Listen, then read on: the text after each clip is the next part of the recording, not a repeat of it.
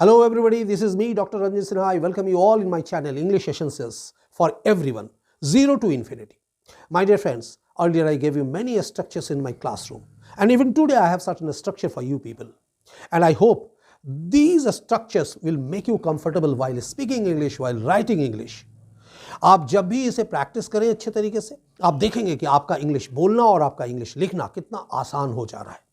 मैंने कई ऐसे स्ट्रक्चर्स आप लोगों को दिया भी है और आज भी कुछ एक ऐसे स्ट्रक्चर मैं आपको देने वाला हूं जो कि आपका बोलना और लिखना बहुत ही सहज और सरल बनाएगा, इजी बनाएगा। सिर्फ आपको प्रैक्टिस करना है, because practice makes a man perfect. ये आपको ध्यान में रखना है। विदाउट प्रैक्टिस आप कुछ नहीं कर सकते हो। सो प्रैक्टिस आपको हमेशा करते रहना है।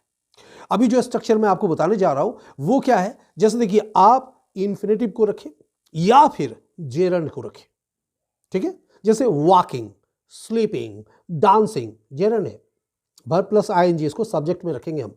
या फिर to dance, to swim, to write, to play infinitive में। क्लियर? उसके बाद वर्ब रखें, उसके बाद ऑब्जेक्ट को डालें जो आपको बोलना हो, ठीक है। इसको ध्यान में रखते हुए कुछ हिंदी में आपको दे रहा हूं और आप उसे ट्रांसलेट करें।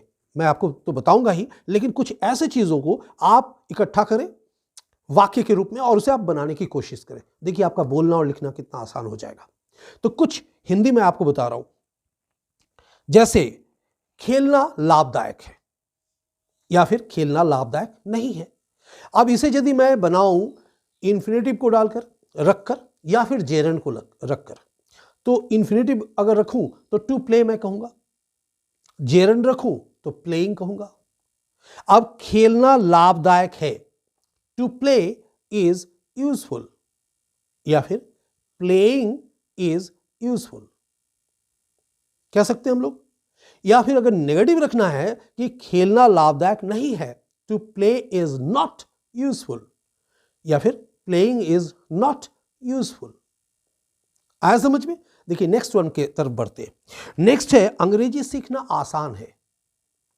टू लर्न इंग्लिश, अगर हम ऐसे बोले टू लर्न इंग्लिश या फिर लर्निंग इंग्लिश, आई समझ में?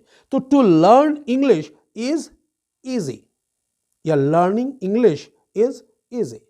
या नेगेटिव में बोलना हो तो to learn English is not easy या नॉट सो इजी बोल सकते हैं कि इंग्लिश सीखना इतना आसान नहीं है। जिस रूप में आप बनाएं, देखिए ये मेन स्ट्रक्चर है।